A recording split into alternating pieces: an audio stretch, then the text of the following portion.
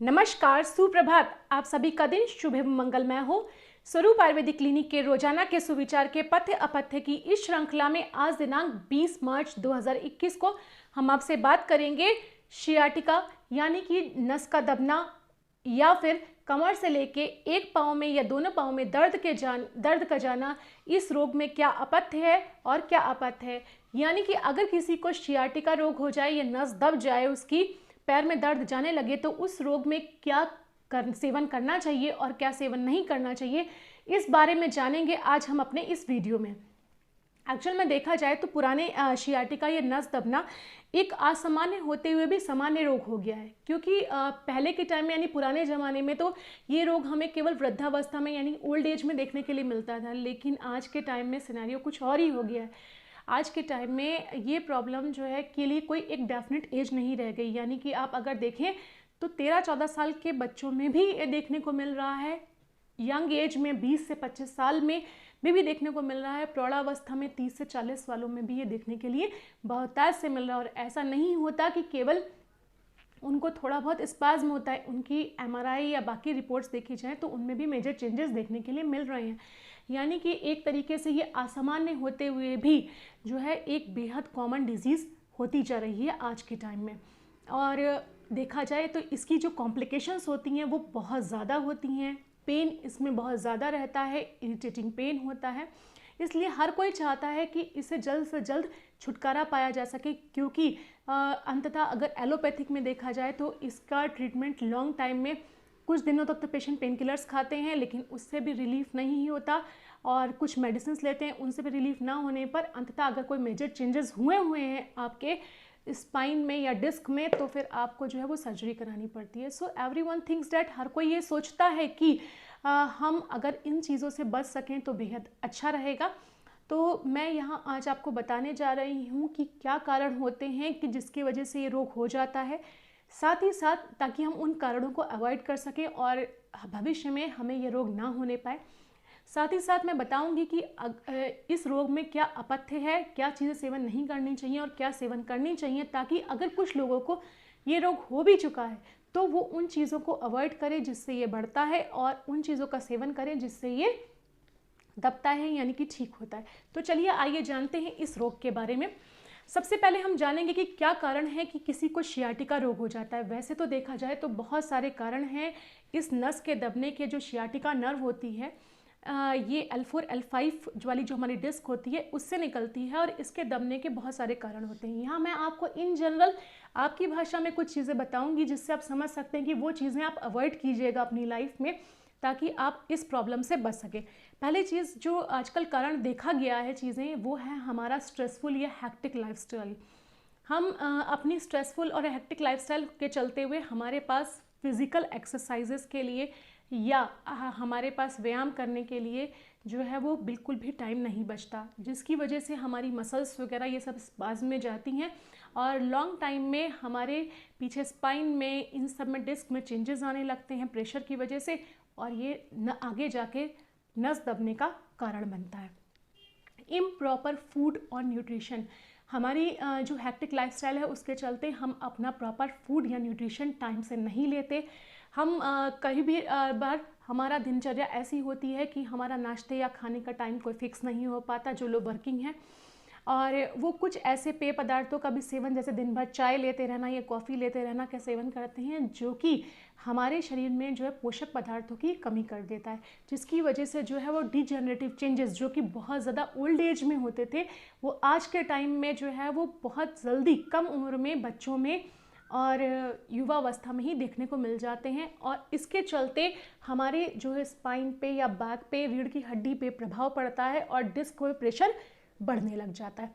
हमारे स्ट्रेस की वजह से या जो हमारा रॉन्ग पोस्चर होता है, गलत अवस्था में बैठना, दिन भर हम जो आजकल MNCs में काम करने वाले लोग हैं या दिन भर जिनका बैठे रहने का काम है, उनका पोस्चर प्रॉपर नहीं होता। उस प्रॉपर पोस्चर ना होने की वजह से हमारी जो L4 L5 वाली डिस्क है या L5S1 वाली डिस्क है, उसके ऊपर प्रेशर बहुत ज़्यादा पड़ता है, और इस प्रेशर के चलते क्या होता है, लॉन्ग टाइम में ये जो शियाटिक नर्व होती है ये दबने लगती है, और बाद में जाकर ये शियाटिका यानी कि नस दबने का कारण बन जाती है।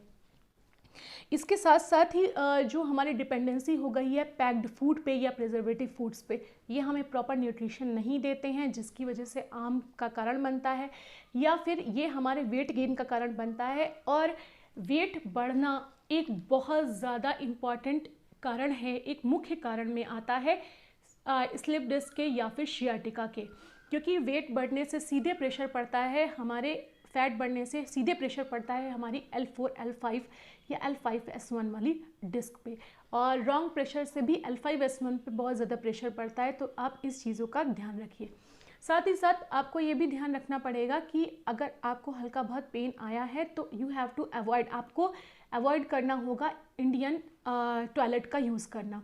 जो ये इंडियन टॉयलेट होती हैं, अगर आप वैसे बहुत अच्छा रहता है इन्हें यूज़ करना, लेकिन अगर आपको लो बैक पेन आ रहा है या स्पाइनल प्रेशर है तो आप इसका यूज़ कुछ समय के लिए अवॉइड कीजिए। तो ये तो हमने जाने कुछ, और साथ ही साथ एक कारण सबसे इम्पॉर्टेंट जो है वो मैं छोड़ रही थी, वो है आज के टाइम में हैक्टिक लाइफस्टाइल का तो है ही है, और साथ ही साथ जो हम ये डिफरेंट हमारे जो मनोरंजन के साधन आ गए हैं, जैसे कि लैपटॉप का यूज़ करना एक्सेसिव, और साथ में मोबाइल का यूज़ करना, टीवी का यूज़ करना, रॉन्ग पोस्चर में लेटना। हम आजकल हमारे घर, सभी घरों में जो है वो ज़्यादातर एलईडी लगी रहती हैं।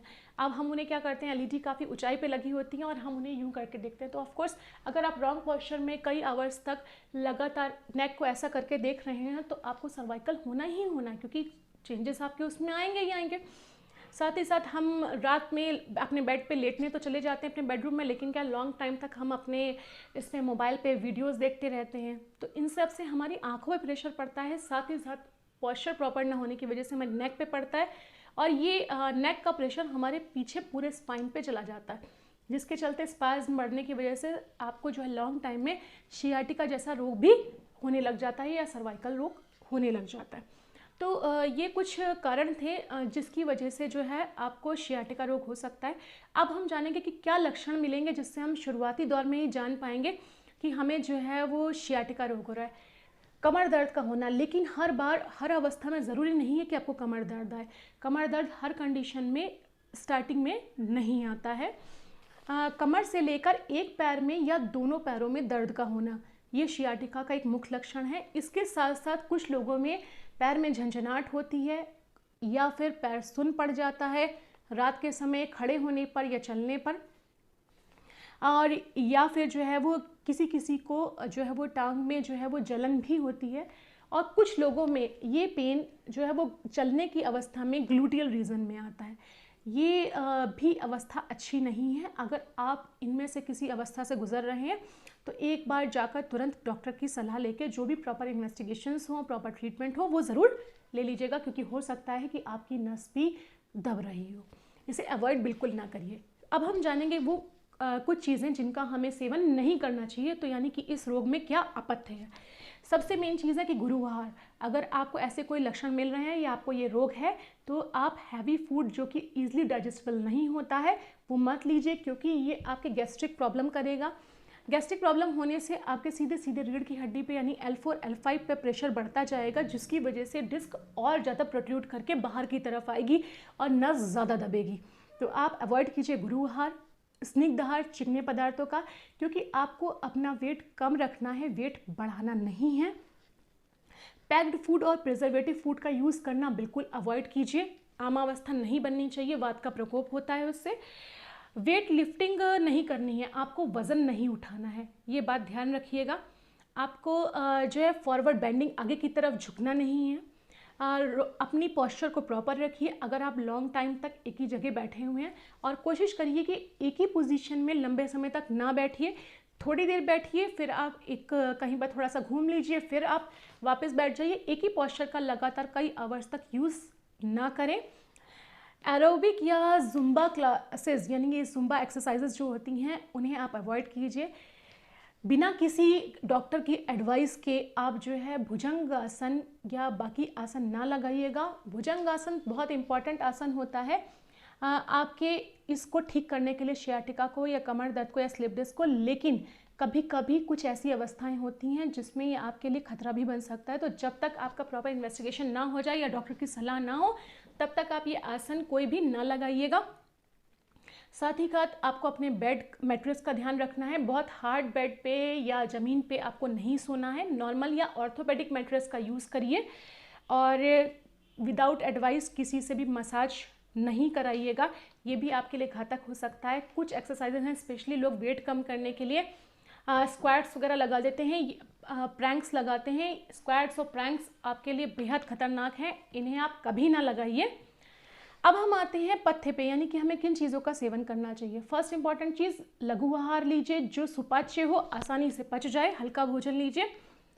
कोशिश करिए कि आपका वेट कम हो, लेकिन वेट कम करने के लिए कुछ भी आप वेट लिफ्टिंग, वज़न उठाना या एरोबिक एक्सरसाइजेज या प्रैंक्स और स्क्वाट्स, इस तरह की एक्सरसाइजेज बिल्कुल मत करिएगा।